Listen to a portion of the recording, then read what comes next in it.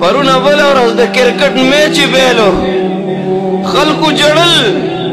موږ مدرسې کې ناستو خلک رالل دومره زارو قطارې جړل ما ته وی مولانا صاحب موږ ته خو شکست میلاو شه ما ورته وی د الله بندګانو د جړا ورځ خو هغه وه چې دې خلکو غازي فیصل جیل ته واچو تا په هغه ټیم به جړلي وی چې دوی عافیه صدیقي په انګریزانو باندې خرڅ کړه عالم کفر له په لاس کې ورکړه د جړا موقع هغه وه چې دوی د ممتاز قادري د تنې نه سر جدا که د جړا